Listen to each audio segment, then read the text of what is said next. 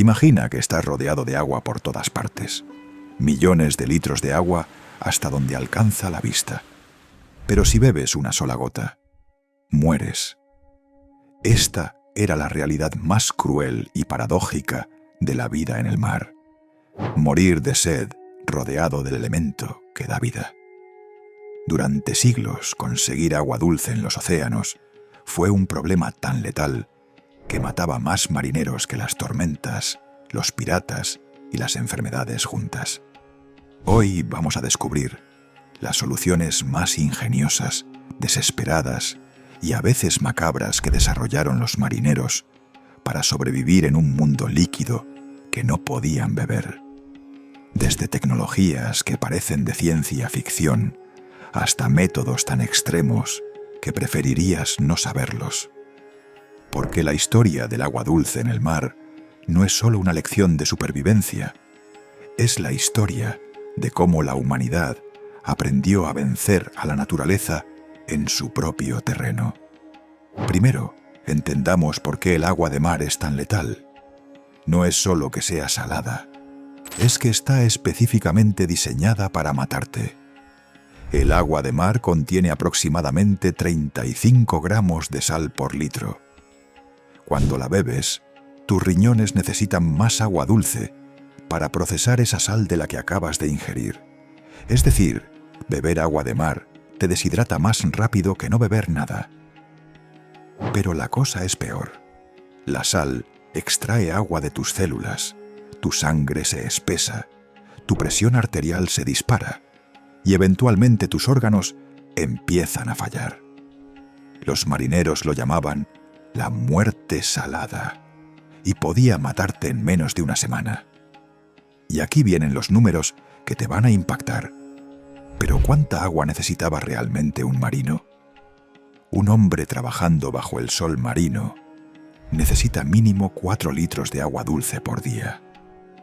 En un viaje de 3 meses con 200 hombres, estamos hablando de 72.000 litros de agua. Para ponerlo en perspectiva, eso es como llevar 3 piscinas completas en barriles de madera. Y eso solo para el agua, sin contar comida, municiones, velas de repuesto. Los capitanes enfrentaban una ecuación mortal. Más agua significaba menos espacio para comercio o exploración. Menos agua significaba tripulaciones muertas. Era un equilibrio que decidía entre la riqueza y la supervivencia. Y aquí es donde la historia se vuelve terrorífica. En 1629, el barco holandés Batavia naufragó, pero no por una tormenta. La tripulación, loca de sed, había comenzado a beber agua de mar masivamente. Los supervivientes describían alucinaciones, convulsiones y finalmente canibalismo. El HMS Bounty no se amotinó por la disciplina férrea del capitán Bligh. Se amotinaron porque había reducido las raciones de agua a menos de 1 litro por día. Los marineros literalmente preferían arriesgar la horca antes que morir de sed lentamente. Entonces, ¿cuál era la solución más obvia? Llevar agua dulce desde tierra. Pero almacenar agua en barcos de madera durante meses era casi tan complicado como encontrarla. Los barriles no eran simples contenedores. Eran obras de ingeniería precisas. Cada tabla tenía que estar cortada en ángulos específicos. Los aros de hierro se colocaban mientras la madera estaba húmeda. Y cuando se secaba, la compresión creaba un sello perfecto.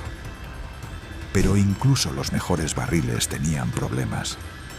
El agua se volvía verde por las algas, desarrollaba un sabor metálico horrible y, peor aún, se convertía en caldo de cultivo para bacterias que causaban disentería.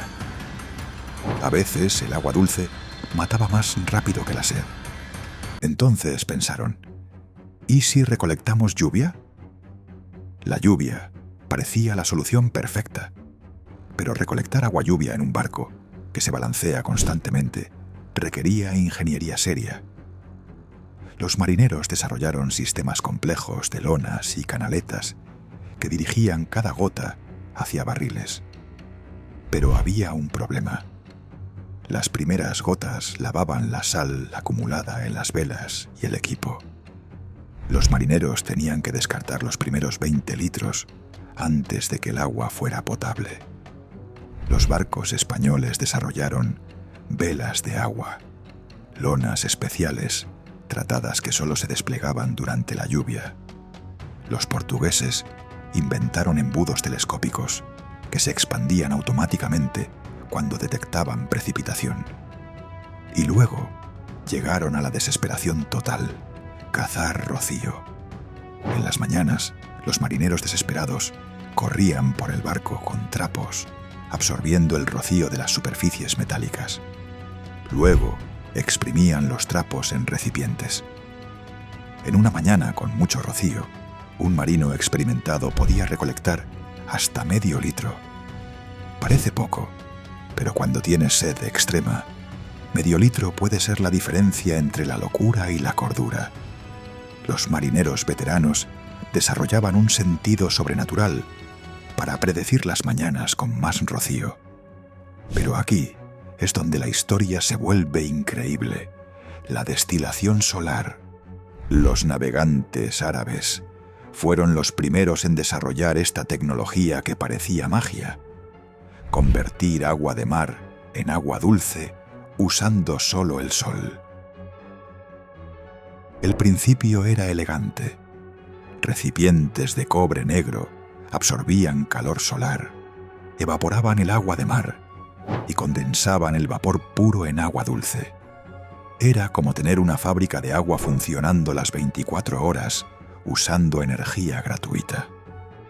Los destiladores más sofisticados tenían múltiples cámaras, sistemas de enfriamiento con agua de mar y podían producir hasta 20 litros por día con sol fuerte. Para una tripulación en crisis, esto significaba la diferencia entre la vida y la muerte. Y cada cultura aportó su ingenio.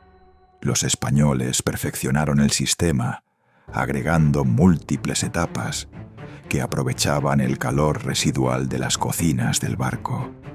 Los holandeses desarrollaron destiladores portátiles que se podían desplegar rápidamente en emergencias.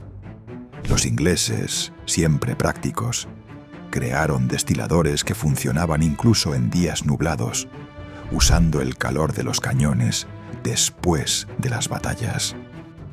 Cada cultura aportó innovaciones basadas en sus necesidades específicas. Cuando no había sol, las cosas se ponían peligrosas. Los marineros recurrían a la destilación por fuego. Quemaban madera, aceite, incluso partes del propio barco, para hervir agua de mar y condensar el vapor. Era peligroso. El fuego en un barco de madera siempre era riesgoso y el combustible era limitado.